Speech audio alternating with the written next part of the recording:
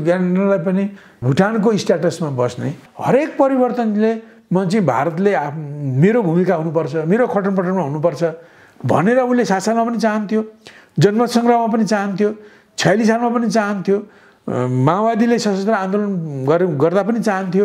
र उनीहरूले माओवादीलाई त उनीहरूले सुरुदेखि नै आन्दोलनमा भारतीयहरूले उनीहरूले सघाउ पुर्याएर उनीहरूले आफ्नो एजेन्डा लागू गर्नको निम्ति माओवादीलाई उनीहरूले सुरुदेखि नै प्रयोग गरे। त्यो आतङ्ककारीको बिल्ला निकाल्ने क्रममा भारतले उसले भनेको कुरा मान्ने शर्तमा मात्रै उसले त्यो बिल्ला निकाल्यो। त्यसबेला त नेपाललाई सिधै सिक्किम जस्तो बनाउने गरी विधानसभाको एउटा विषय पनि राखिएको थियो, शाही सेनालाई पनि ब्यारेकभित्र राखियो।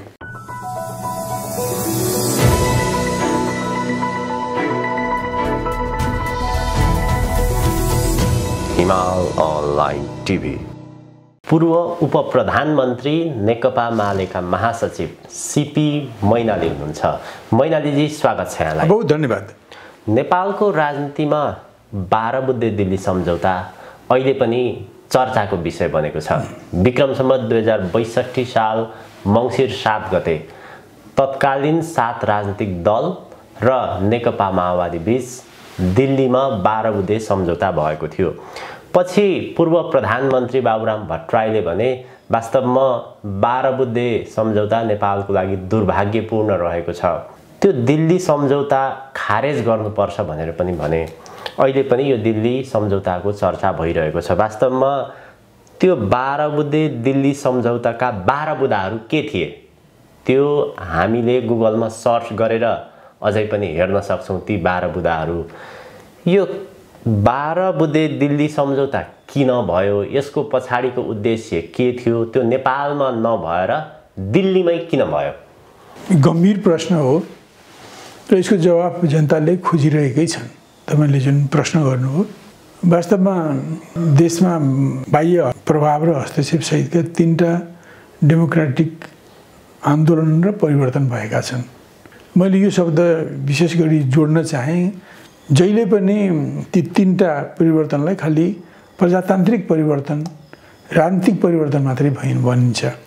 तिनीहरू चाहिँ अवाञ्छित बाह्य प्रभाव र हस्तक्षेप सहितका परिवर्तनहरू हुन् र हरेकचोटि भएका परिवर्तनमा हामीले खालि पब्लिकली जनतामा सम्प्रेषण गर्ने गरी खालि के प्रजातान्त्रिक परिवर्तन भए, के नयाँ प्रजातान्त्रिक अधिकारहरू जनताले पाए भन्ने विषयमा मात्रै चर्चा गरिएको छ। तर ती प्रत्येक परिवर्तन 7 साल, 46 साल, 63 सालमा के राष्ट्रियताको सन्दर्भमा, स्वतन्त्रता सार्वभौमिकताको सन्दर्भमा के कमायौँ, पायौँ अथवा के गुमायौँ, यो पटक्कै चर्चा भएको छैन। हामीले राष्ट्रियताको सन्दर्भमा केही पाएनौँ, हरेकचोटि गुमायौँ मात्रै, र यसको चाहिँ बिल्कुलै चर्चा भएको छैन। यो भनौँ न वास्तवमा हाम्रो यो एकपक्षीय दृष्टिकोण हो होइन, यो एकल काँटे दृष्टिकोण हो। यसले गर्दा हाम्रोमा के रह्यो भने खालि 7 साल, 63 सालका परिवर्तनहरू चाहिँ डेमोक्रेटिक परिवर्तन मात्रै भन्ने र स्वाभाविक छ कि ती परिवर्तनले हाम्रो राष्ट्रियतालाई पनि समर्थन गर्नुपर्नेमा त्यो समर्थन नगरेर त्यसलाई खोट्याउने काम गरेका छन् होइन। र हामीले त्यो पक्षलाई चर्चा नगर्नु हाम्रो एकपक्षीय दृष्टिकोण हो र यो एकपक्षीय दृष्टिकोण व्यापक रूपमा स्थापित छ। यो नेपालको यो राजनीतिक आन्दोलनमा नै यो एकपक्षीय दृष्टिकोण व्यापक रूपमा छ। यसले गर्दा के हो भने ध्यान बढी जहिले पनि 7 सालमा भन्नुहोस् या 46-63 सालमा खालि जनताका डेमोक्रेटिक अधिकारहरूको विषयमा बढी ध्यान जाने र राष्ट्रियता, राष्ट्रिय अधिकार के पायौँ, के गुमायौँ भन्ने विषय चर्चै नगर्ने कुरा भएकोले अब यो खालि राजतन्त्र रहँदा राजतन्त्र चाहिँ एउटा स्वाभाविक रूपले सामन्ती एउटा निरङ्कुश सोच भएको संस्था हो र खालि त्यो परिवर्तन चाहिँ खालि सामन्ती निरङ्कुश सोच भएका शासकहरू, 7 सालमा राणा शासकहरू, 46 सालमा शाह राजा, त्यसबेला राजा वीरेन्द्र हजुर हुनुहुन्थ्यो हजुर, र 63 सालमा पनि त्यस्तै, त्यसबेला परिवर्तनको क्रममा वीरेन्द्रपछि ज्ञानेन्द्रको अवतरण भइसकेको थियो हैन। ती सबै परिवर्तन मानव राजाका विरुद्धमा मात्रै भएका हुन् भन्ने जस्तो थियो, जबकि त्यो होइन हैन। ती परिवर्तनहरू वास्तवमा बाह्य हस्तक्षेपकारी शक्तिको विरुद्धमा पनि हुनुपर्ने हो, तर बाह्य हस्तक्षेप शक्तिहरू चाहिँ राजा विरोधी आन्दोलनका सहयोगी भए। विशेष गरी त्यो परिवर्तनको कुरा गर्ने हो भने 12 बुँदे दिल्ली सम्झौताको 1 नम्बरमा हेर्ने हो भने निरङ्कुश राजतन्त्रको अन्त्य भनेर भनिएको छ र समग्रतामा हेर्दाखेरि नेपालको निरङ्कुश राजतन्त्रले नेपालको विकास निर्माणमा जनताले पाउने अधिकार यी कुराहरू चाहिँ जनताले पाएनन्, देशले पाएन, त्यसको अन्त्य भनेर भनिएको थियो। फोकस चाहिँ त्यस्तो छ। तपाईले भन्न खोज्नु भएको खालि त्यतिमा मात्र केन्द्रित थिएन अनि यो वास्तवमा 7 सालको होस् या 46 सालको होस् या 63 सालको आन्दोलनमा अब जनताले के प्रजातान्त्रिक अधिकार पाए भन्ने कुराको मात्रै चर्चा लेखाजोखा हुने र हामीले हाम्रो राष्ट्रियताको सम्वर्धन गर्ने कुरामा के पायौँ के गुमायौँ भनेको पटक्कै चर्चा नहुने, अथवा ती चर्चा भए पनि गौण रूपमा हुने, त्यो भनौँ एउटा तपसिलमा चर्चा हुने हैन। यस्तो भएकोले चाहिँ मान्नुहोस् त्यो 7 साल 46 साल 63 सालको आन्दोलनहरू चाहिँ खालि राजतन्त्रको विरोधमा मात्रै भएका थिए र ती आन्दोलनले राजतन्त्रबाट मात्रै अधिकार खोजेका थिए भन्ने जस्तो चाहिँ प्रभाव दिन खोजिएको छ। वास्तवमा त्यो होइन। 7 साल 46 साल 63 सालमै पनि हामीले भारतीय शासकबाट पनि खोसिएका दबाइएका हाम्रा राष्ट्रिय अधिकारहरू पाउनु पर्थ्यो। 46 सालमा पनि पाउनु पर्थ्यो, 63 सालमा पनि पाउनु पर्थ्यो, तर त्यो स्थिति कस्तो रह्यो भने 7 सालको आन्दोलनको पनि घुमाइ फिराइकन केन्द्रबिन्दु भारत दिल्ली रह्यो। 46 सालमा पनि भित्रै जनताले आन्दोलन गरे पनि जबरजस्त भारत प्रवेश गर्यो, आन्दोलनमा प्रवेश गर्यो र पछि उसले आन्दोलन 46 सालको आन्दोलन टुङ्गेपछि उसले आफ्ना कुराहरू आन्दोलन मार्फत लागू गरायो हैन। अब 63 सालमा पनि त्यस्तै भयो। त्यसमा त माओवादीहरूले 50 सालदेखि सशस्त्र सङ्घर्ष गरेर जनगणतन्त्र ल्याउँछौँ भने कार्यनीतिले पछि 53 सालदेखि उनीहरूले सुरक्षाको नेतृत्वको सुरक्षा नहुने डर देखाएर उनीहरूले भारत नै अड्डा सारे र उनीहरू भारतमा अड्डा सारेपछि भारतले उनीहरूलाई एकापट्टि उनीहरूलाई अनुकूल हुने परिस्थिति पनि बनाइदियो। हिन्डुल बैठक बातचित आदि सारा कुरामा पैसा उठाउन, हतियार सङ्कलन गर्न, ट्रेनिङ लिन, अब खुदै भारतकै सरकारले नै पनि ट्रेनिङ दियो भन्ने कुरा पछि आएका छन्, जिम्मेदार मान्छेहरूबाट अभिव्यक्ति आएका छन् ती विद्रोहीहरूलाई। अनि पछि उनीहरूले आफू खुसी माओवादीहरू चाहिँ देशभित्रको सत्तासँग भित्रका दलसँग राजासँग वार्ता गरेर आफू खुसी फिर्कन नसकुन् भनेर भारतले माओवादी इन्डियामा गएर काम गर्न सुरु गरेपछि माओवादी माध्यमबाट केही आततायी केही अमानवीय किसिमका घटनाहरू घटाउँदै उनीहरूबाट घटे हैन। र त्यसको नाउँमा माओवादीलाई आतङ्ककारी शक्ति भन्यो भारतले, अरू कसै दुनियाँले नभनिकन पहिले भारतले भन्यो। किन र इन्टरपोलले उनीहरूलाई आतङ्ककारी घोषणा गरेर मानौ। त्यस्तो आतङ्ककारी शक्तिले सिधै नेपालको सत्तासँग यहाँका राजनीतिक दलसँग बातचित गरेर जबसम्म भारतको सहमति हुँदैन तबसम्म उनीहरू फर्कन पाउँदैन थिए पिस एन्ड डेमोक्रेसीमा। त्यसको निम्ति आतङ्ककारी घोषित गरिएको र पछि त्यो आतङ्ककारीको बिल्ला निकाल्ने क्रममा भारतले उसले भनेको कुरा मान्ने शर्तमा मात्रै उसले त्यो बिल्ला निकाल्यो र पछि फर्केर आउँदा बिचमा त उनीहरूलाई खान बस्न, पैसा उठाउन, गतिविधि गर्न, सूचना पाउन, हतियार सङ्कलन गर्न सारा कुरामा भारतले फेसिलिटेट गर्यो सुरुमा। र नेपाल सरकारले उनीहरूलाई आन्दोलनकारीलाई यसरी तिम्रो भूमि प्रयोग गर्न नदेऊ भन्दा पनि उसको जस्तो जवाफ हुन्थ्यो एक किसिमले भन्नु न, यो उनीहरूको कहाँ बस्छन्, को हुन्, त्यसको नाम ठेगाना पाएदेखि हामीहरूले उनीहरूलाई मैनाली सर मैले यहाँलाई रोके अलिकति। जस्तै तपाईँ नेपालको राजनीतिको वामपन्थी आन्दोलनमा आफै पनि लामो समयदेखि सरिक हुँदै आउनु भएको व्यक्ति, नेपाली जनताले अहिले बुझ्न चाहेको माओवादीले 2052 साल फागुन 2 गते बन्दुक उठायो राज्यको विरुद्धमा, 10 वर्षे जनआन्दोलन भयो र त्यसको ल्यान्डिङ चाहिँ दिल्लीमा गरियो, खास गरी 12 बुँदे दिल्ली सम्झौता भनेर। त्यो दिल्ली सम्झौता गर्नुको खास उद्देश्य के थियो त्यो? 2007 सालमा पनि दिल्ली केन्द्र बनेको थियो। त्यसको उद्देश्य चाहिँ के थियो? उद्देश्य के भने जस्तो वास्तवमा यो भारत चाहन्थ्यो पनि त्यस बेला पनि र अहिले पनि, र नेपाली दलहरूले पनि चाहे हैन, किनभने भारत नेपालको सन्दर्भमा एउटा उत्पीडनकारी मुलुक हो। यो एकीकरणको समयदेखि नै ब्रिटिस भारतको कालदेखि नै एउटा उत्पीडनकारी राज्य हो र 1947 भारतबाट ब्रिटिसहरूले भारतलाई छोडे पनि ब्रिटिसको औपनिवेशिक र विस्तारवादी नीतिलाई भारतीय शासकहरूले छोडेनन्।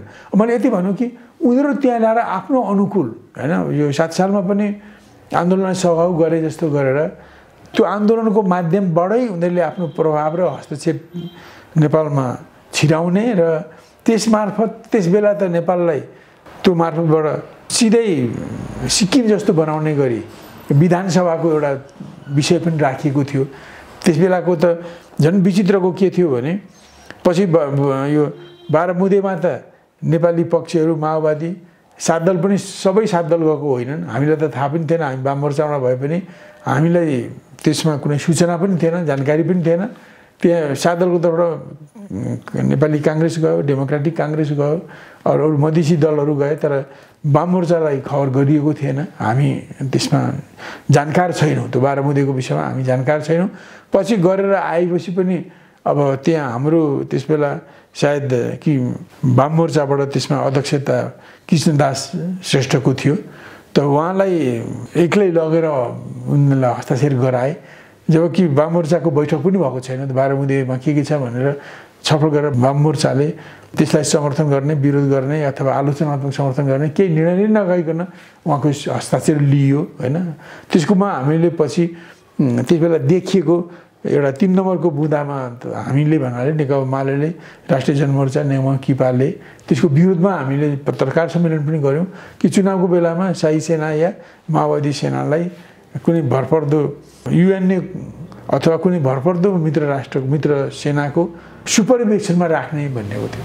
सुपरिवेक्षणमा राख्नु भनेको यो अनुगमन भनेको होइन, यो कन्ट्रोलमा राख्ने भनेको। जस्तै सुपरिन्टेन्डेन्ट अफ पुलिस, एसपीले पुलिसलाई कन्ट्रोल राखे जस्तै युएनओले कन्ट्रोलमा राख्ने, सुपरिवेक्षणमा राख्ने अथवा भरपर्दो राष्ट्र भनेर भारतलाई भन्न खोजिएको उनीहरूको सेनाको मात्र नेपाली सेनालाई राख्ने कुरा थियो। त्यसको चाहिँ चाहे त्यसबेला शाही नेपाली सेना भन्नुहोस् अथवा माओवादीको क्रान्तिकारी श्रीराम भन्नुहोस्, जो भए पनि यिनीहरू नेपाली राज्य सत्ताका अङ्ग भएकोले तिनीहरू चाहिँ लाई युएनओ अथवा त्यो अझ अगाडिबाट कुनै भरपर्दो मित्र राष्ट्रको सुपरिवेक्षणमा राख्नु भनेको नेपालको स्वतन्त्रता सार्वभौमिक सत्तालाई उनीहरूको जिम्मा लगाउनु जस्तो हो। त्यही कारण हामीले त्यसको विरोध गरेका थियौँ। उनीहरूले जब यहाँ काठमाडौँमा आएर 10-12 गते मङ्सिरमा त्यसलाई यहाँ सार्वजनिक गरे, त्यो हुने बित्तिकै हामीले जुलुस त्यसको विरोध गरेका थियौँ, पत्रकार सम्मेलन गरेका थियौँ। यो राष्ट्रियतालाई बिक्री गर्न खोजिएको छ, स्वतन्त्रतालाई बिक्री गर्न खोजिएको छ। पछि हाम्रो विरोधले गर्दा त्यो कुरा लागू भएन हैन। जस्तो त्यसलाई पछि नेपालभित्रै भन्न यो जनसेनालाई, माओवादीको सेनालाई पनि नेपालभित्रै चाहिँ एउटा कन्फाइनमेन्टमा उसभित्र राखियो, शिविरमा राखियो। अब त्यति नै सङ्ख्यामा शाही सेनालाई पनि ब्यारेकभित्र राखियो हैन। तर त्यो पहिलेको भन्दा अलिकति कम भयो। पहिले जुन ढङ्गले विदेशी सेनाकै मातहत राख्ने कुरा थियो त्यस्तो अलिक भएन। अनविनले उसलाई हेर्ने गरी सबै नभए पनि उनीहरूलाई पिस फोर्सेसमा त्यसरी राखिएको थियो। अब मैले के भन्न खोजेको भने 7 सालमा पनि भारतले आन्दोलनको केन्द्र, अब नेपालमा आन्दोलन स्वाभाविक थियो, राणाशाहीको विरुद्ध आन्दोलन हुने एउटा राष्ट्रिय अन्तर्राष्ट्रिय सबै वातावरण थियो। म त्यतापट्टि गइनँ। आन्दोलन भएपछि आन्दोलनकारी काङ्ग्रेस पनि भारतबाटै सुरु गर्यो। अब यहाँ राणाशाहीबाट उत्पीडित राजा त्रिभुवन पनि दरबार छोडेर भारतीय राजदूतावासको सहयोगमा दिल्ली नै पुगे हैन। अनि पछि वार्ता गर्नको निम्ति राणाशाहीका प्रतिनिधि पनि त्यहीँ पुगे र त्यसबेला तिनै पक्षलाई कहिले पनि एक ठाउँमा सामेल बस्न नदिइकन भारत सरकारले त्यसको प्रधानमन्त्री नेहरू हुनुहुन्थ्यो हैन, उप प्रधानमन्त्री वल्लभभाइ पटेल थिए। त उनीहरूले अलग अलग पक्षसँग एउटै कागज घुमाउँदै उनीहरूमा राय लिँदै उनीहरूलाई भेट्नै नदिइकन एउटा सम्झौता गराइयो। कार्तिक 22 गतेदेखि नेपाली काङ्ग्रेसले बरिगनियाबाट सशस्त्र आन्दोलन सुरु गर्यो राणाशाहीको विरुद्धमा र कार्तिक 22 गते पुरा मङ्सिर रह्यो र पुसको पहिलो हप्तामा त सम्झौतै भइहाल्यो हैन। यसरी त्यो सम्झौता गरेर पनि त्यसको माध्यमबाट त्यसो हुँदा अब धेरै कुराहरू चाहिँ भनौँ नेपाललाई विधानसभा मार्फत नेपालबाट राजतन्त्र उन्मूलन गर्ने र त्यसपछि सिक्किममा जस्तै पार्लियामेन्टले निर्णय गरेर अथवा जनमतद्वारा नेपाललाई भारतमा मिलाउने डिजाइनको आधारमा 7 सालको पहिलो दिल्ली सम्झौता भएको हो हैन। तर यो बाहेक अरू पनि देखिने गरी त्यसपछि मुख्य एजेन्डा चाहिँ त्यो थियो। त्यसपछि त्यो क्रममा जस्तो भनौँ अब राजाको सचिवमा भारतको आइएएस अफिसर राजाको पिए भएर बस्थे, उनलाई 36 वटा अधिकार दिएको थियो। राजाको नित्यकर्म बाहेक सारा कुरा त्यो भारतीय आइएएस अफिसरले गर्थ्यो।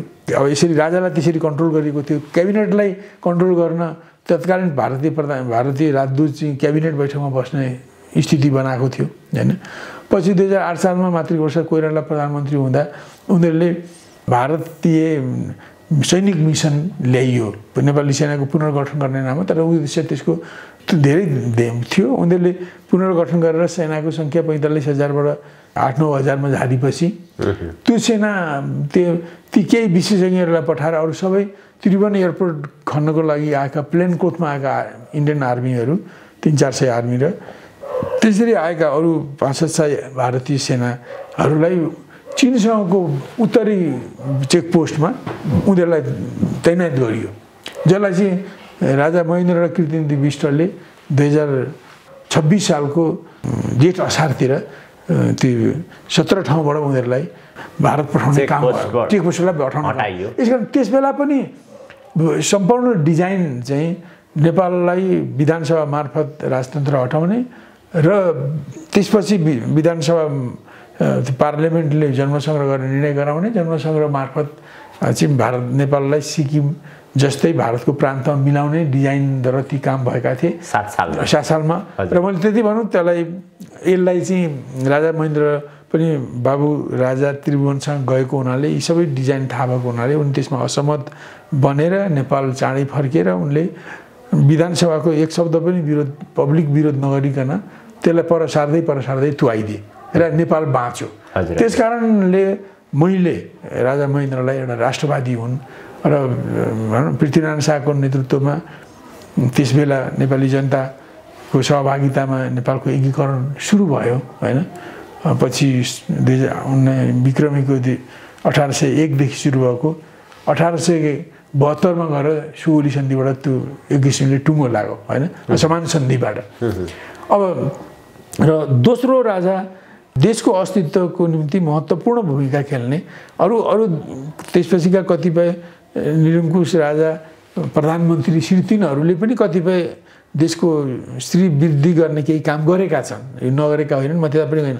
तर देशैलाई डुब्नबाट अस्तित्वहीनताबाट बचाउने राजा भनेको राजा महेन्द्र नै हो। राजा महेन्द्र, त्यसपछि राजा वीरेन्द्रको त्यसमा आउँछ, पछि आउँछ। तर उहाँको टाइममा त वास्तवमा नेपाल चाहिँ विनाशकै डिल्लो पुगिसकेको थियो हैन। यदि महेन्द्रले त्यो खतरालाई बुझेर त्यसलाई बडो चतुर्याइँको साथमा नेपालको राष्ट्रिय शक्तिलाई मोबिलाइज गरेर त्यो विधानसभालाई परसार्दै नतुवाएको भए विधानसभा मार्फत नै नेपाललाई चाहिँ भारतमा मिलाउने काम गर्ने खतराबाट हामी बाँच्यौँ। त्यो 9-10 सालतिरै विधानसभाको चुनाव गराएर त्यो गर्ने भारतको डिजाइन थियो। त्यो डिजाइनलाई किङ महेन्द्रले असफल बनाए। यद्यपि त्यसलाई असफल बनाउने कुराको लिडरसिप महेन्द्र राजाकै हो। यद्यपि पछि अरू कति त्यो डिजाइनलाई राजा महेन्द्र मार्फत बुझ्ने अरू कतिपयले त्यसमा राजा महेन्द्रलाई सघाउ पुर्याए, त्यो बेग्लै कुरा हो। तर त्यसको नेतृत्व राजा महेन्द्रले नै लिएका हुन् र उनले यो दिल्ली सम्झौताको पनि उद्देश्य यही हो हैन। वास्तवमा तपाईँलाई भनौँ कि राजा वीरेन्द्रले आफ्नो राज्य भिसेकको बेलामा 31 सालको वैशाख 31 गतितिर समाप्त कि उहाँले विदेशी पाहुनाहरू राज्याभिषेकको औपचारिक काम सिद्धाएपछि विदायी समारोहमा वीरेन्द्रले नेपाललाई शान्ति क्षेत्रमा घोषणा गरियोस् भनेर एउटा प्रस्ताव अगाडि सार्नु हो हैन, जसको माने उद्देश्य हुन्थ्यो कि नेपाललाई शान्ति क्षेत्र मान्ने मुलुकले आफ्नो भूमि नेपालको विरुद्धमा होस्टाइल गतिविधि गर्न प्रयोग नगर्ने र नेपालले पनि सम्बन्धित मुलुकको विरुद्धमा आफ्नो भूमि होस्टाइल हैन शत्रुवत गतिविधि गर्न नदिने भन्ने त्यसका मुख्य कुरा हुन्।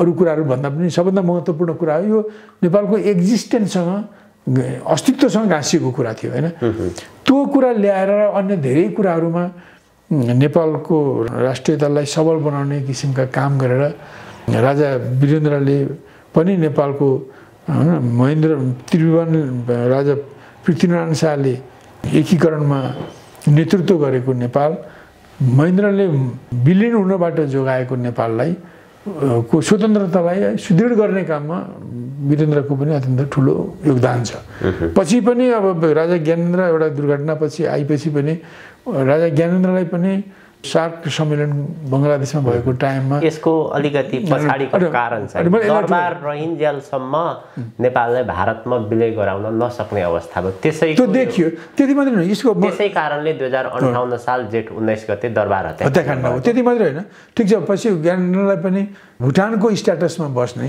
भुटान त भारतले भुटानलाई संरक्षित राज्य प्रोटेक्टरेट बनाएको छ हैन सिक्किम भुटानले आफ्नो परराष्ट्र नीति सुरक्षा नीति प्राकृतिक स्रोतको दोहन आदि इत्यादि भारतसँग सल्लाह गरेर मात्रै गर्न सक्छ हैन त्यस्तै स्ट्याटसमा राख्ने प्रस्ताव त्यसबेला भारतको प्रधानमन्त्री काङ्ग्रेस आइबाट मनमोहन सिंह हुनुहुन्थ्यो उहाँले राजा ज्ञानेन्द्र शाहसँग चाहिँ बङ्गलादेशमा अलग्गै बातचितमा यो कुरा राखेको कुरा पछि फिर्तीको क्रममा दुईजना पत्रकारहरूलाई राजा ज्ञानेन्द्रले एयरप्लेनमै उनीहरूलाई बोलाएर यस कुरालाई डिस्क्लोज गरेको अहिले सार्वजनिक भएको छ केही महिना अगाडिदेखि हैन भनेपछि यस्तो थियो र यो त 12 बुँदे भन्दा पछाडिको घटना भयो त 12 बुँदेमा पनि डिजाइन के थियो भने उनीहरूले विधानसभा माध्यमबाट भारतकै चाहनाले यो सानो विधानसभा होइन 601 जनाको विधानसभा बनाइयो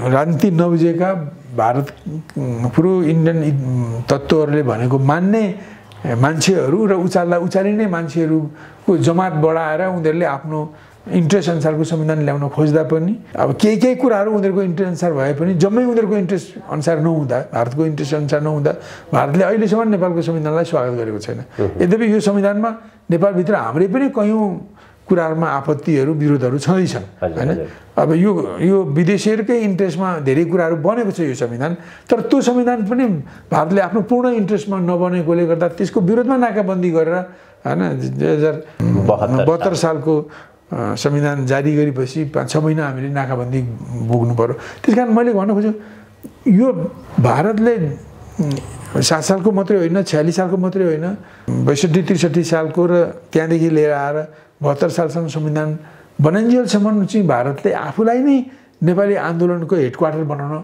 चाहन्थ्यो हैन र उनीहरूले आफ्नो तजबिजमा नेपाली जनतालाई के अधिकार दिने नेपालको राज्यका अधिकार कति राखिदिने र कति चाहिँ उनीहरूले आफ्नो अनुकूलमा यो संविधान आफ्नो अनुकूल बनाउने र नेपालको राष्ट्रियतालाई आफ्नो कन्ट्रोलमा कसरी ल्याउने भन्ने डिजाइन चाहिँ 2007 सालदेखि नै त्योभन्दा अगाडि एकीकरणकै टाइमदेखि नै भारतले हस्तक्षेप गर्दै आएको हैन यस्तो सिन्धुलीगढीको लडाईँ हामीले नजितेको भए ब्रिटिस इन्डियाको फौजलाई कप्तान किन्लोको निम्ति फौजलाई नजितेको भए सायद नेपालको एकीकरणै हुने थिएन होला पछि 1815-16 मा जुन 10-11 ठाउँबाट ब्रिटिस इन्डियाले नेपालमा चढाई गर्यो पूर्वतिर हामीले जित्यौँ पश्चिमतिर केही ठाउँमा बडो वीरतापूर्वक लडेर पनि नेपाली सेना हार्यो र त्यस बापत एउटा असमान सन्धि सुगोली सन्धि जस्तो अपमानजनक असमान सन्धि गरेर हाम्रो 1/3 जमिन जति कब्जा गरेर त्यो सन्धि भएको छ हैन त्यसैले त्यसबेला पनि नेपालमाथि दमन थिचोमिचो ब्रिटिस इन्डियाको थियो र त्यो दमन थिचोमिचो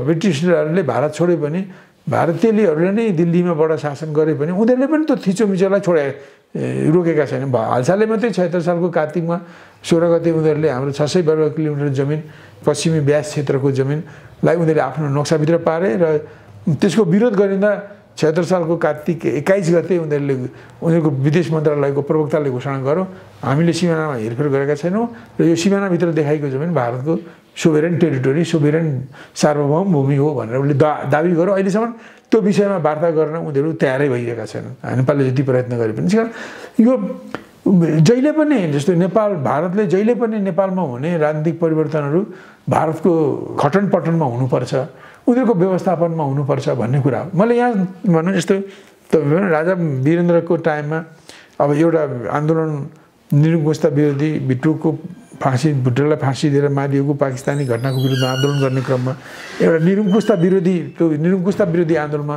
परिणत भएको थियो र त्यो आन्दोलनलाई साम्य पार्नको लागि तत्कालीन राजा वीरेन्द्रले 2036 सालको जेठ 10 गते सुधारिएको पञ्चायत अथवा बहुदलीय व्यवस्था रोज्ने चुनाव जनसङ्ग्रह गर्ने जनमतको घोषणा गरे। त यो घोषणा पनि राजाले भारतसँग सल्लाह नगरी गरेको हुनाले भारत त्यो घोषणाको विरुद्धमा थियो र भारत त्यो घोषणा मार्फत जनमतद्वारा बहुदलीय प्रजातन्त्र स्थापना गर्ने कुराको विरोधमा उभिएको थियो र भारतका पक्षधर प्रधानमन्त्री सूर्यबहादुर थापाको नेतृत्वमा चुनाव गराउने पञ्चायती सरकार थियो, चुनाव गराउने सरकार थियो र त्यसले घनघोर जङ्गल फाँडेर भ्रष्टाचार गरेर भनौँ धाँधली र शक्तिको दुरुपयोगद्वारा 4 लाख भोटले सुधारिएको पञ्चायतलाई जिताइएको थियो हैन। र भारत जहिले पनि नेपालमा हुने परिवर्तनहरू आफ्नै खटनपटनमा हुनुपर्छ भन्ने उसको मान्यता हो। भारतले अहिलेसम्म पनि नेपालको स्वतन्त्रता सार्वभौमिक सत्तालाई पूर्ण रूपले स्वीकार गरेको छ। भारत अहिले पनि नेपाललाई आफ्नो मातहतको राज्य जस्तो उसले अहिले पनि ठानिरहेको छ। हजुर नेपालमा भारतले के चाहन्छ, उसको इन्ट्रेस्ट के हो, धेरै पटक यो विषयमा प्रकाशित पनि भइसकेको छ। यसभन्दा अघिल्लो अन्तर्वार्तामा पनि हामीले यो विषयमा कुराकानी गरेका थियौँ। नेपालको राजनीति जुन ढङ्गबाट अघि बढिरहेको छ, राजा ज्ञानेन्द्रसम्म आइपुग्दा अझै पनि के भनिन्छ भने नेपालको राजनीति रहस्यको पोकोमै छ।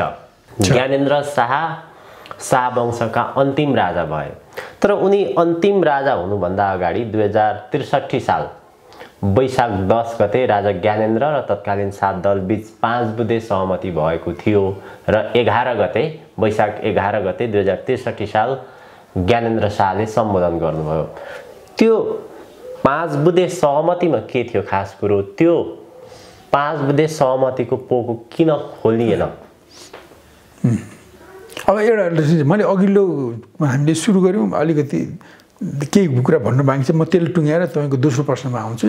त्यस बेला 62 सालमा पनि त्यसरी नै हैन, जस्तो भन्नु मैले अलिकति यति मात्रै उल्लेख गरौँ कि 17 साल पछि जब राजाले अनडेमोक्रेटिक कदम प्रतिगामी कदम पुस 1 गते चाले, त्यसपछि पार्टीहरू प्रतिबन्धित भए र राजाले निर्दलीय पञ्चायती व्यवस्था लागू गरे। भारत भने नेपाली काङ्ग्रेस चाहिँ भारत निर्वासित भयो र भारतबाटै उसले सशस्त्र सङ्घर्ष गरेको थियो हैन।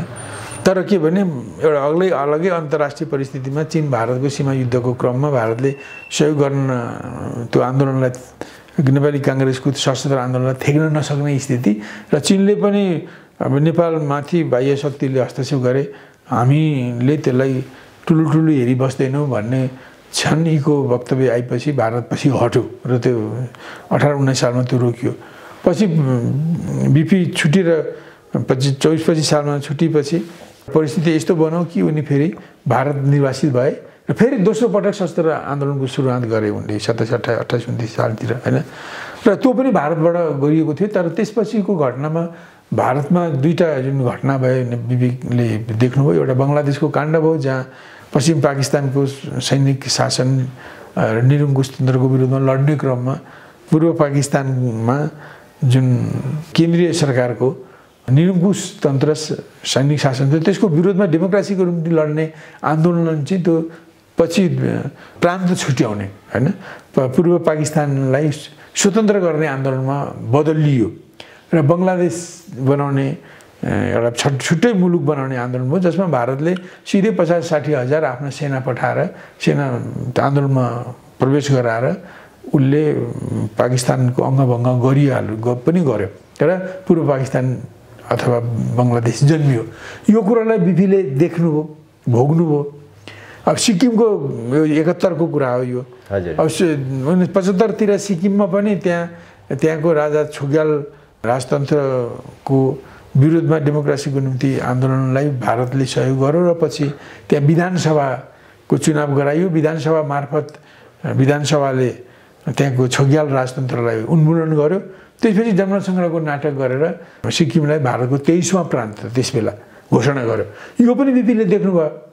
त यस्तो भइसकेपछि बिपीले त्यसबेला इन्दिरा गान्धीले नेपालमा मार्फत चाहिँ तराई स्वतन्त्र नेपाल तराईलाई अलग्याउने आन्दोलन गर्न डिजाइन दिएको मिसन र भन्ने पुस्तक लिएर आरके यादवले किताबमा लेखेका छन् कि त्यसबेला प्रधानमन्त्री इन्दिरा गान्धीले रलाई तराई अलग गर्ने आन्दोलन सञ्चालन गर्न निर्देश दिएको हुनाले त्यसमा काम अगाडि बढिरहेको थियो। तर भारतभित्रको सत्ता परिवर्तनको कारणले गर्दा इन्दिरा गान्धी सत्ताच्युत भइन् र पछि निर्वाचित भएर आइनन्। उनले निर्वाचन लागेपछि त्यो स्थितिमा त्यो डिजाइन त्यो लागू भएन हैन। अनि त्यो सबै देखेपछि यी सबै कुरालाई बिपीले भाँपेपछि भने बिपीले 3 सालमा बिपीले पनि के भन्थे भने यो भारत वस्तुतः स्वतन्त्र मुलुकै होइन, यो भारतकै नेपाल भारतकै अभिन्न अङ्ग हो। तर सामन्ती शाहीहरूको कारणले गर्दा अथवा श्री 3हरूलाई अथवा श्री 5हरूलाई अब श्री 3 महाराज धिराज प्रधानमन्त्री र श्री 5 महाराज धिराज हुनको निम्ति देश चाहिने हुनाले यसलाई स्वतन्त्र देखाएका हुन् भन्ने मान्यता त्यसबेला बिपीले पनि राख्दथे। यो त्यसबेला 2003 सालमा बिपीले राष्ट्रिय काङ्ग्रेसको उद्घाटनमा दिएको भाषण पनि यही आशयको छ। त्यहाँ उपस्थित हुने भारतीय नेताहरूले पनि यसरी नै बोलाएको र त्यसबाट एउटा के कुरा भारतमा स्थापित गराइएको थियो भने कि भारतमा 400, 450, 500 जस्तो राज्य रजौटाहरू थिए। त्यो राज्य रजौटाहरूलाई उन्मूलन गरेर उनीहरूले यिनीहरूलाई गणतन्त्रमा ल्याए हैन, भारतीय गणतन्त्रमा ल्याए। तर जस्तो सिक्किममा राजा रह्यो, भुटानमा राजा रह्यो, नेपालमा राजा रह्यो र अन्तिम बेलासम्म पनि काश्मीरमा पनि राजा थिए। हैदराबादको निजामले पनि मानिरहेका थिएनन्। हैदराबादको निजामलाई अथवा त्यहाँको शासकलाई उनीहरूले दोबारा ल्याए पनि कश्मीरको हिन्दू राजा प्रजा जनता चाहिँ बढी मुस्लिम हैन, यस्तो ठाउँको त्यो राजा।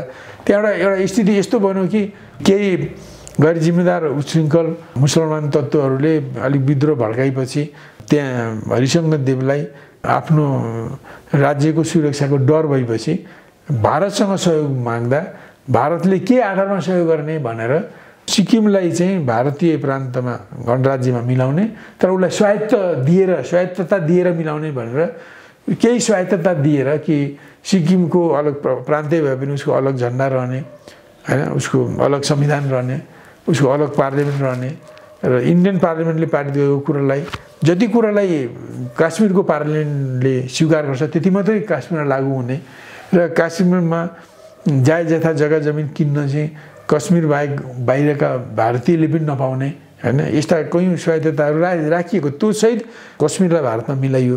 त्यसबाट एउटा के सिद्धान्त थियो भने जबसम्म यी राज्यहरूमा हैन राजा रहन्छन् तबसम्म तिनीहरू स्वतन्त्र रहन्छन्। त्यसकारण यी राज्यहरूको स्वतन्त्रता हरण गर्ने हो र उनलाई भारतीय गणतन्त्रमा मिलाउने हो भने पहिले राजा हटाउनुपर्छ। त्यो भारतीय नेताहरूको भारतीय राजनीतिको यो स्थापित नीति हो।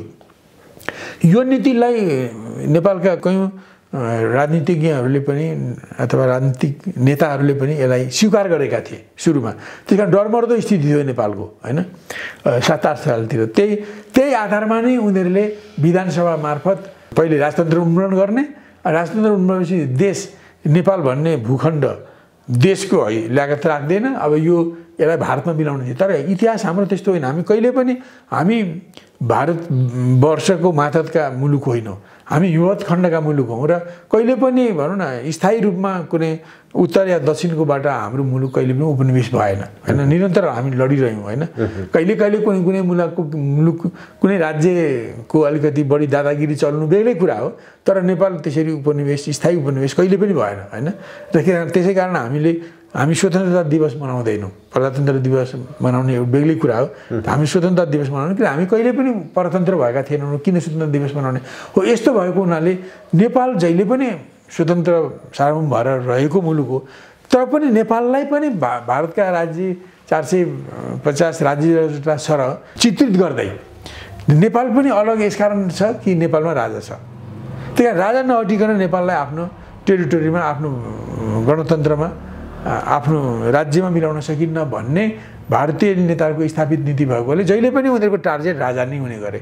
त्यही राजा त्रिभुवनलाई नै उनीहरूले फुस्ल्याएर उनीहरूले नेपाललाई आफ्नो हात पार्न खोजेका थिए। तर पनि अब शाह राजाको परम्पराले गर्दा उनका केही कमजोरीलाई प्रयोग गरेर उनलाई केही दोबार्न सके पनि दरबार पुरा दोब्रिएन, किनभने युवराज महेन्द्र त्यसको विपक्षमा थिए। पछि 11 साल चैतमा विक्रमीको चैतमा महेन्द्र युवराज चाहिँ राजा भइसकेपछि उनी उनले नै त्यो संविधान सभाको चुनाव जो चाँडै गर्ने कुरा थियो त्यो सधैँ आएकोलाई त्यसलाई तुहाउँदै त्यसलाई परसार्दै स्थगन गर्दै तुहाइदिएर अरू धेरै राष्ट्रवादी कदमहरू चाले हैन। त्यही कारण उनीहरूले भारतीय शासकहरूले राजालाई नै टार्गेट गर्नुको अर्थ के हो भने अब राज्य भूगोल रहन्छ राजा रहन्छ, राजा रहन्छ भूगोल स्वतन्त्र रहन्छ। त्यही कारण राजालाई नै पहिले हटाउनुपर्छ भन्ने इन्डियनहरूको नीति, इन्डियन पोलिटिक्सको नीति चाहिँ यो ब्रिटिस कालदेखिकै कुरा हो हैन। ब्रिटिसमा पनि त्यसै गर्थे, त्यतापट्टि नजाउँ। अब भारत स्वतन्त्र भएपछि पनि त्यही नीति रह्यो। त्यसै कारण मैले भने त्यसै कारण हरेक परिवर्तनले म चाहिँ भारतले मेरो भूमिका हुनुपर्छ, मेरो खटनपटनमा हुनुपर्छ भनेर उसले 7 सालमा पनि चाहन्थ्यो, जनमत सङ्ग्रहमा पनि चाहन्थ्यो, 46 सालमा पनि चाहन्थ्यो, माओवादीले सशस्त्र आन्दोलन गर्दा पनि चाहन्थ्यो।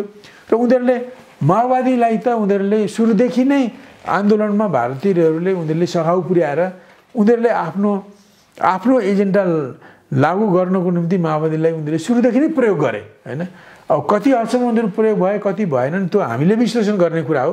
तर भारतले जहिले पनि उनीहरूलाई हैन, भारतमा को शासकहरूले त्यहाँको सिपिआई नामको मलुवा कम्युनिस्टलाई पनि दमन गर्छ, अलिकति मझौला स्तरको सिपिएम जस्तो मार्क्सवादी कम्युनिस्टलाई पनि दमन गर्छ त्यहाँको दक्षिणपन्थीहरूले।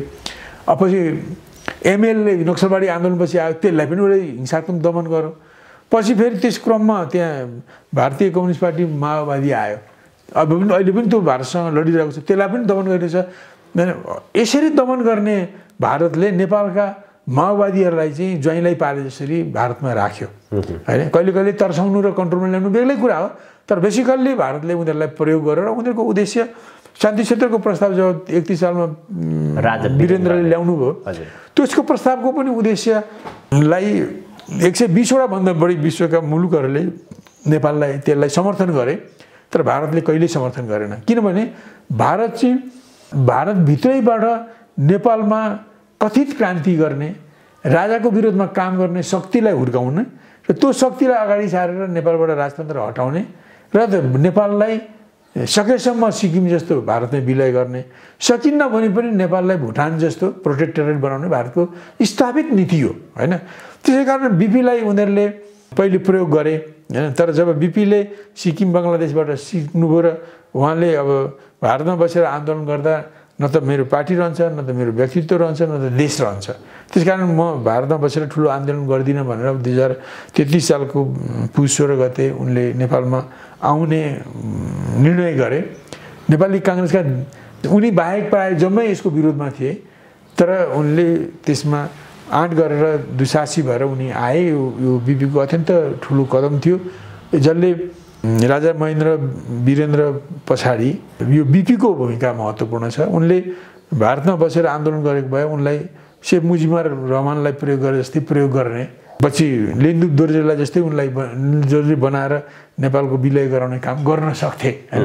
त यसलाई बीपीको यसमा यसलाई अस्वीकार गरेर 2033 सालको पुष 16 गते राष्ट्रिय मेलमिलाप भनेर राजासँग मिल्ने भनेर, अरूसँग मिल्ने कुरा भन्दा पनि राजासँग मिल्ने भनेर जुन आए, यो यसका कमजोरीहरू धेरै भए पनि हैन, त्यो यो एउटा ऐतिहासिक निर्णय हो। र यसले के गर्यो भने नेपालको राजनीतिलाई, अपोजिसन पोलिटिक्सलाई विदेशीको पोल्टोमा जानबाट रोक्नुभयो अथवा विदेशीको पोल्टोबाट फिर्ता ल्याउनु भयो हैन। 18 सालदेखि विदेशमा भारतमा पुगेको भारतले उनीलाई प्रयोग गर्न सक्थ्यो।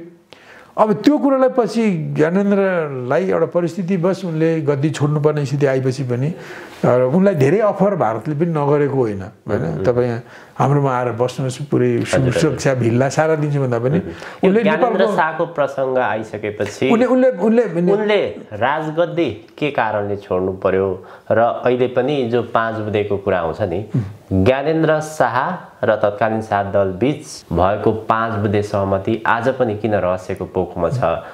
अब मैले त्यो अहिले किन चर्चामा छ? अहिले मैले यसो भने पहिले यसरी मैले भने राजा किन भारत किन चाहिँ नेपालको हरेक सानोदेखि लिएर ठुलो परिवर्तन मेरै तजुर्बा होस् भन्ने चाहन्छ। मैले उल्लेख गरेँ हरेक परिवर्तनमा उसले आफ्नो भूमिका खोज्यो 7 सालमा। त्यसपछि जन्मसङ्ग्रहमा वीरेन्द्रले आफ्नै विवेकले निर्णय गरेको हुनाले उनी राजाको त्यो निर्णयको विरोधमा थिए र पञ्चायतलाई नै टिकाउन भारतले भूमिका खेल्यो। 46 सालमा पनि भारतले चाहिँ त्यो पञ्चायत विरोधी हाम्रो आन्दोलनमा प्रवेश गर्न चाह्यो। पछि 46 सालको आन्दोलनपछि उसले अब आफ्नो भाग लिएर गयो। मैले परिवेशमा परेको बेलामा भन्नुला 63 सालमा माओवादीले 50 सालमा आफैले शस्त्र सङ्घर्ष गर्ने उग्रपन्थी बाटो लियो। अब सुरु गर्यो 52 सालमा सुरु गर्यो। 53 सालमा नेतृत्वको सुरक्षाको बहाना नाउँ देखाएर भारतमै उसले अड्डा सार्यो हैन। भारत यही चाहन्थ्यो। जस्तो बीपी कोइराला 2033 साल पुस 16 गते फर्कन खोज्दा पटनाको एयरपोर्टमा इन्दिरा गान्धी प्रधानमन्त्री इन्दिरा गान्धीको छोरो सञ्जय गान्धी आएर उनलाई रोक्न खोजेका थिए, अनुरोध गरिरहेका थिए तपाईँ नजानुहोस्, तपाईँलाई राजाले फाँसी गर्छ, तपाईँ यतै बस्नुहोस्, तपाईँले चाहे जस्तो हामी सहयोग गर्छौँ भन्नुहुन्थ्यो। तर उनले चाहेनन् हैन। किनभने उनले सिक्किम भुटान सिक्किमको बङ्गलादेशको दुर्दशा देखिसकेपछि उनले त्यो चाहेनन् र उनी आए, जखम मेलेरै आएर उनले विदेश अपोजिसन पोलिटिक्सलाई इन्टरनलाइज गरे। यही कुराबाट प्रेरित भएर राजा ज्ञानेन्द्रले जस्तो एउटा परिबन्धमा परेर उनले गद्दी छोड्नु पर्यो हैन। अलि त्यसको बारेमा पछि अलिक चर्चा होला। तर गद्दी छोडेपछि पनि उनलाई भारतले उनलाई भारतमा आश्रय दिने उसले प्रस्ताव नपठाएको होइन। तर उनले म अरू नागरिक भएर नि नेपालमा बस्छु म हैन, म जान्न भन्ने। र उनले वास्तवमा ज्ञानेन्द्र राजाले गद्दी छोडेपछि पनि देशमै बस्ने, जे हुन्छ देशको शुद्ध सार्वभौमिकताकै पक्षमा बोल्ने र देशभित्रै बस्ने जुन निर्णय गरे यो एकदम सकारात्मक निर्णय हो हैन। यो बीपी कोइरालाको चाहिँ विदेशमा 18 सालदेखि गएर 33 साल भनेपछि 17 वर्ष भारतमा निर्वासित भएर उनले आफ्नो अपोजिसन पोलिटिक्स नेपालभित्र ल्याए। त राजा महेन्द्रले एक दिन पनि आफ्नो पोलिटिक्स देश बाहिर जाओस् भन्न खोजेनन् हैन। यो बीपीको कदमबाट पनि प्रभावित भएका हुन् र यो देशको स्वतन्त्रता सार्वभौमिकताको पक्षमा लड्ने भएकोले नै यस्तो कदम चालिएको। यो सकारात्मक कदम हो हैन। तब अहिले मैले तपाईँलाई के हेर्नु खोजेँ भने 62 सालको जो मङ्सिर 7 गते जुन 12 मुदे भयो हैन, त्यो 12 मुदेमा जस्तो महत्त्वपूर्ण कुरा भनौँ न, त्यसमा राजतन्त्रको उन्मूलन गर्ने कुरा छैन, खालि निरङ्कुश तन्त्र उन्मूलन गर्ने कुरा छ। राजतन्त्रको अन्त्य र निरङ्कुश तन्त्रको अन्त्य, राजतन्त्रको अन्त्य होइन, निरङ्कुश तन्त्र राजाबाट भएको निरङ्कुशको अन्त्य छ। त्यसलाई पूर्ण लोकतन्त्र भनिन्थ्यो हैन, गणतन्त्र भनिन्थ्यो, पूर्ण लोकतन्त्र भनिन्थ्यो। त्यो निरङ्कुश राजतन्त्रको अन्त्य अथवा निरङ्कुश तन्त्रको अन्त्य भनिन्थ्यो। तर पछि राजतन्त्रकै अन्त्य गरियो। त्यसले संहिताको पनि वचन दिएको छैन, संहिताको पनि 12 मुदेमा छैन। पछि संहिता एउटा नाटक गरेर मधेस आन्दोलनको सिर्जना गरेर त्यसको बहानामा त्यसलाई इम्पोज गर्न खोजियो। अहिले त्यसरी इम्पोज गरिएको थियो। दोस्रो त्यसमा धर्मनिरपेक्षताको पनि कुरा गरेको छैन 12 मुदेमा हैन।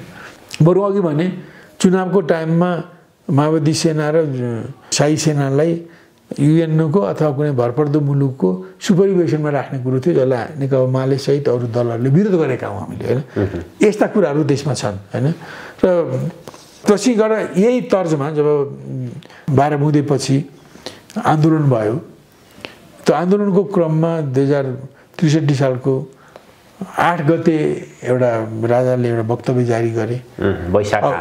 अब त्यो यो वक्तव्यमा पनि भनिन्छ, अब मेरो कुरा आधिकारिक होइन, यो मेरो सुनेको कुरा मैले गरेको हो र यो पोलिटिकल सर्कलबाट भनेको राजा 8 गते नितु फेन्तु हैन दलहरूलाई मगन्ते बनाउने जस्तो जुन वक्तव्य आएको थियो त्यस्तो नभएर अलिक दलहरूलाई सम्मान गर्ने र दलहरूलाई अधिकार दिने किसिमको वक्तव्य दिने राजाको इच्छा थियो अरे हैन, प्रयत्न कोसिस भएको अरे। भारतबाट त्यसबेला भारतको सरकारको प्रतिनिधि भएर कर्ण सिंह नेपालमा थिए हैन, भारतको सरकारको मुख्य प्रतिनिधि भएको मनमोहन सिंहको प्रतिनिधिको रूपमा। उनले नै राजाले त्यो दलहरूलाई धेरै अधिकार दिएर वक्तव्य दिन खोजेकोलाई उनले नि यो पर्दैन, यो किन चाहियो र, दलहरू त यस्तो जुन वक्तव्य 8 गते आयो यस्तै यही वक्तव्यमा उनीहरू शान्त भइहाल्छन् नि भनेर राजाले धेरै कुरा दिन खोजेकोमा त्यसलाई रोकेर उनले चाहिँ भन्नु कर्ण सिंहले फेन्तु वक्तव्य दिलाए। अनि त्यो वक्तव्य भन्नुको माने सबै राजकीय शक्ति राजामै रहने र दलहरूले सरकार चलाउन भिक्षा माग्नु पर्ने जस्तो वक्तव्य आइसकेपछि आन्दोलनकारीबाट विरोध भयो, जनताबाट पनि विरोध भयो। त्यो विरोध 8 गते भयो 9 गते भयो र फेरि वार्ता भयो र वार्तामा पनि 7 दलका केही नेताहरूमध्ये जसमा हामी संलग्न छैनौँ 7 दलको नेपाली काङ्ग्रेस डेमोक्रेटिक काङ्ग्रेस एमाले मधेसी दल आदि इत्यादिहरू थिए र माओवादीसँग उनीहरू निरन्तरको सम्पर्कमा थिए उनीहरूको कन्सेन्टबाट तत्कालीन राजा ज्ञानेन्द्रसँग वार्ता भयो र त्यो जुन वक्तव्य चाहिँ पास भयो त्यसको महत्त्वपूर्ण कुरा के छ भने सुरुमै के भनेर अहिले पनि तपाईँ गजेटबाट त्यो पढ्न सक्नुहुन्छ हैन नेपालको राजकीय सत्ता र सार्वभौमिक सत्ता र राजकीय सत्ताको मालिक अथवा स्वामित्व अथवा यो नेपाली जनतामै सार्वभौमिक सत्ता र राजकीय सत्ता निहित हुन्छ भन्ने कुरालाई आत्मसात गर्दै 2058 सालमा विघटित गरिएको प्रतिनिधि सभालाई पुनर्स्थापित गरेको छु भनेको भने राजाले चाहिँ राजकीय सत्ता र सार्वभौमिक सत्ता र राजकीय सत्ता चाहिँ जनताको हो र त्यो जनताको तर्फबाट जनताको त्यो हक हो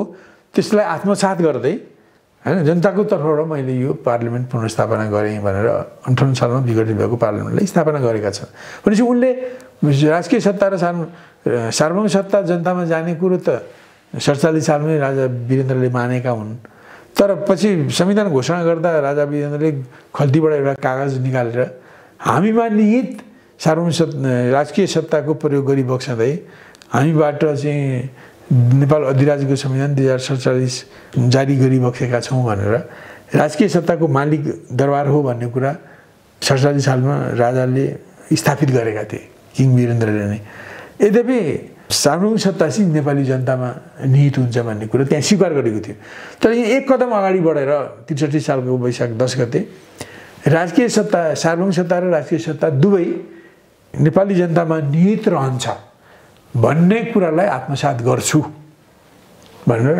राजाले कबुल गरेका छन् हैन त्यो धेरै धेरै निकै ठुलो फड्को अगाडि बढेको 47 सालभन्दा हैन अब यसरी चाहिँ त्यसमा पनि अब त्यहाँ राजतन्त्र हटाउने कुरो छैन मैले तपाईँलाई उदाहरण गरौँ भने त्यसलाई लिएर प्रतिनिधि सभाको पुनर्स्थापना भयो त्यो 10 गतेको सहमति अनि त्यसले प्रतिनिधि सभाले 2063 सालको जेठ 4 गते एउटा घोषणा जारी गरेको छ सभामुख सुभाष नेमाङ नै छन् हैन घोषणा जारी त्यो घोषणाले एउटा ठाउँमा उसले राजाको बारेमा मत भएको कुरालाई मैले भन्ने हो भने राजाको पार्लिमेन्टको रूपमा रहेको राजसभा अब राजा वीरेन्द्रको वंशनाश भइसकेको हुनाले राजा वीरेन्द्रसम्मको सारा राजाको सम्पत्ति राष्ट्रियकरण हुने त्यसपछिका राजाहरू चाहिँ नागरिक सरह उनीहरूको सम्पत्तिमा ट्याक्स लाग्ने पहिले राजाको सम्पत्तिमा ट्याक्स लाग्दैन थियो ट्याक्सेबल बनाइयो यो राजसभालाई खारिज गरियो त्यसको राजसभा र स्थायी समिति दुईटैलाई खारिज गरियो पार्लिमेन्टलाई राजा राजपरिवार र उत्तराधिकारी सम्बन्धी निर्णय गर्ने काम चाहिँ पार्लिमेन्टले गर्ने जनप्रतिनिधिले गर्ने उनी पार्लिमेन्ट मार्फतको राजाको रूपमा त्यो 10 गतेले भनेको राजकीय सत्ता र सार्वभौमिक सत्ताको मालिक जनता हो भन्नुको अर्थ त्यो भनेर 2063 सालको जेठ 4 गते सुभाष नेमाङ सभामुख भएको पार्लिमेन्ट अन्तर्गत राजा रहने त्यही भएर न त्यो पार्लिमेन्टले त्यो घोषणा गर्यो त्यो 10 गतेको 3 त्रिपक्षीय सहमतिको सार्थक त त्यही हो हैन त्यही भएकोले त्यो घोषणाको त्यहाँ राजतन्त्र उन्मूलन गर्ने त्यहाँ पनि छैन त्यहाँ पनि संहिता लागू गर्ने त्यहाँ पनि छैन अब त्यहाँ चाहिँ त्यसले चाहिँ पार्लिमेन्टले चाहिँ त्यसबेला धर्मनिरपेक्षता चाहिँ राखेको छ त्यस बेलासम्ममा अब बिस्तारै प्रवेश गराउँदै आए त्यसलाई त्यहाँ लागू गरे हामीसँग समय एकदमै कम अन्त्यमा राजा ज्ञानेन्द्रलाई हटाउने नेपालको राजतन्त्र उन्मूलन गर्ने कुरा त कुनै पनि सहमतिमा उल्लेख छैन राज संस्था किन हट्यो ज्ञानेन्द्र शाहले किन सजिलैसँग छोडे र यति बेला यो चर्चा किन छ 5 बुँदे सहमति पहिलो कुरा त राजा चाहिँ त्यसबेला छोड्न त विवशै थिए हैन किनभने अब नेपालको त्यसबेला जुन ढङ्गको जनआन्दोलन थियो अब सबै भन्न बाह्य सेनालाई पनि बाह्य साधन स्रोत उपलब्ध हुँदैन थियो उनीहरू जनताको विरुद्धमा लड्न भिड्न सक्दैन थिए त्यसको निम्ति उनीहरूसँग खर्खजना सामग्रीहरू पुग्दैन थिए एक त्यस्तो स्थिति बनाइयो हैन भनौँ न पुरै अरू सबै शक्ति हैन माओवादी 7 दल भारत हैन सारा एकापट्टि भइसकेपछि अब सम्झौता चाहिँ अघि भने त्यहाँ निरङ्कुश तन्त्र हटाउने मात्रै सम्झौता गरेर आयो र निरङ्कुश तन्त्र हटाउने मात्रै पनि ६३ सालको जेठ 10 गते पनि वैशाख 10 गते पनि सहमति भएको छ। तर वास्तवमा भारत जस्तो भएन विश्वको चौथो ठुलो सैनिक शक्ति, 7औं 8औं आर्थिक शक्तिको उपस्थितिमा 12 बुँदे भएको हो, उसकै प्रतिनिधिको उपस्थितिमा 10 बुँदे भएको हो, के अरे वैशाख 10 को सम्झौता भएको। अनि त्यस विपरीत कार्यान्वयन गरिन्छ भने वास्तवमा यो भनौँ न एउटा सम्झौताको ठुलो उल्लङ्घन हो होइन। यो अन्तर्राष्ट्रिय सहमतिको ब्रिच अफ फेथ जस्तो हो होइन। त मलाई लाग्छ त्यसो गर्नको पछाडि भारत र युरोपियन युनियनको पुरा हात छ होइन। यो र त्यसको वाहक बनेर नेकपा माओवादी अगाडि आए र केही अब अरू राजा विरोधी तत्त्वहरूलाई पनि शक्तिहरूलाई पनि प्रयोग गरे।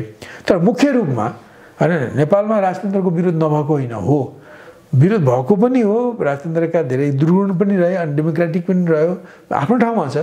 तर 2065 सालको जेठ 5 गते 10 गते नै राति नै राजतन्त्रलाई उन्मूलन गर्ने तहको जनताको विरोध थिएन। यो pure and simple India, European union र केही उनीहरूले सिँगारेका केही शक्तिहरूकै मुख्य भूमिका हो होइन।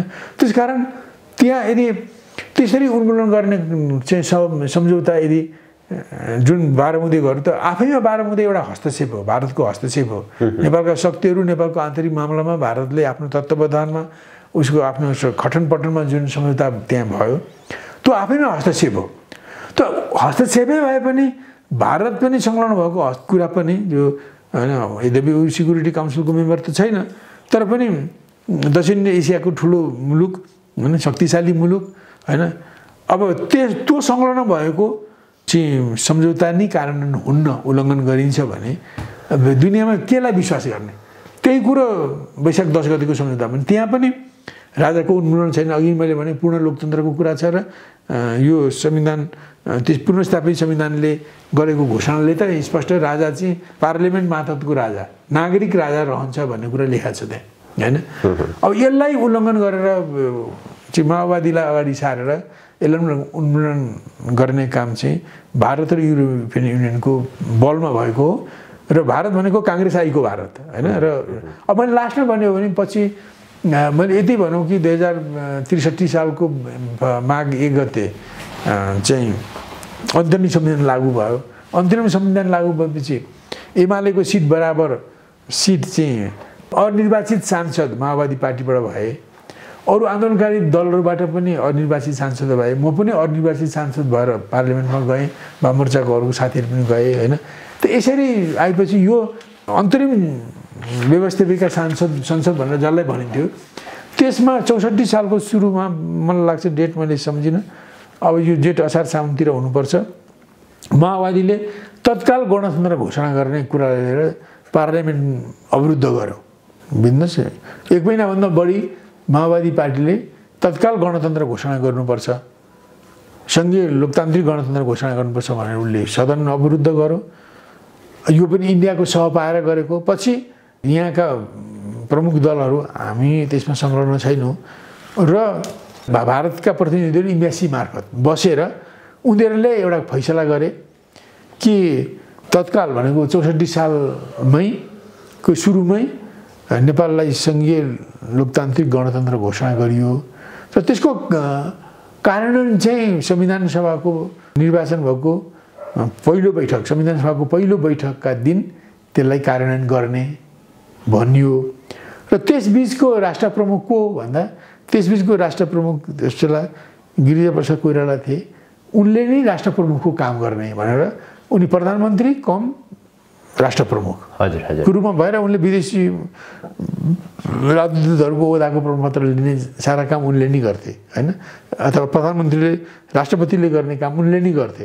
यस प्रकार के भने यो भारतको र युरोपियन युनियनहरूको डिजाइनमा उनीहरूको चाहनामा होइन माओवादीलाई अगाडि सारेर होइन, माओवादी चाहिँ त्यो ढङ्गले साधिए। जस्तो यो महाभारतमा एउटा पात्र छ, भीष्मलाई मार्नको निम्ति अर्जुन अरूबाट मर्दैन, त्यो भनौँ न एउटा तेस्रो लिङ्गी पात्र, नाम बिर्सेँ। अब उनको तीरबाट मारिए जस्तो भए पनि अब त्यसको पछाडिबाट हान्ने त अब अर्जुन राय हैन। त यस कारणले मैले भन्न खोजेको के हो भने यस प्रकार माओवादीलाई चाहिँ त्यसरी अगाडि सारेर काङ्ग्रेस आइको इन्डिया र युरोपियन युनियनको जोडमा ती अवाञ्छित कुराहरू गणतन्त्रको त्यो सम्झौतामा नभएको गणतन्त्र, सम्झौतामा नभएको धर्मनिरपेक्षता, सम्झौतामा नभएको संहिता नेपालमा इम्पोज भएको होइन।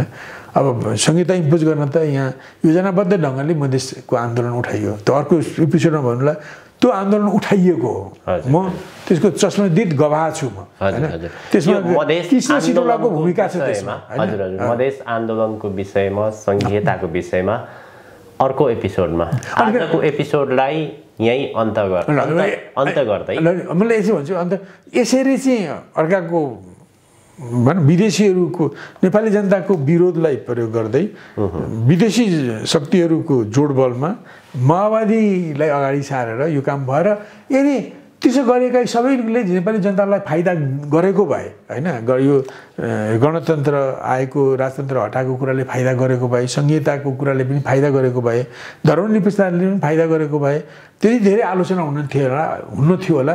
अहिले नेपाली जनताले भनिरहेका छन् सम्झौता पनि नभयो, त्यो काम गरेर पनि किन नोक्सानी भयो, नोक्सानी भएपछि पनि किन त्यसलाई सुन्दैनौ भनेर जनताको आवाज आइरहेको छ होइन। त्यसकारण यसलाई जनताको यो आवाजलाई यतिकै उपेक्षा गर्नुहुन्न भन्ने सिपी मैनालीको पनि सोचाइ हो।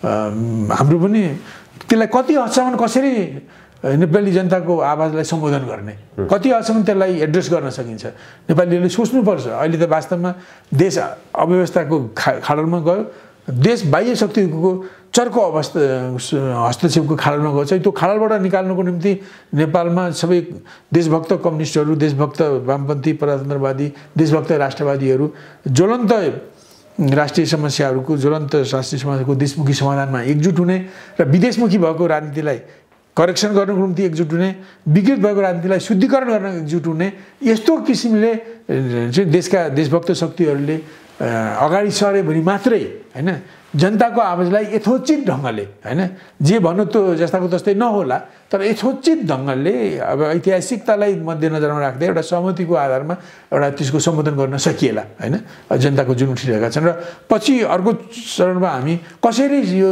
संहिता थोपर्ने ठाउँमा कसरी देशलाई पुर्याइयो होइन र यो धर्मनिरपेक्षता कसरी आयो भन्ने सन्दर्भमा अर्को विषयमा हामी निरन्तर अर्को एपिसोडमा हामी कुराकानी गर्नेछौँ। आजको लागि यहाँको महत्त्वपूर्ण समय र विचारको लागि आभारी छु। धेरै धेरै धन्यवाद। बहुत धन्यवाद।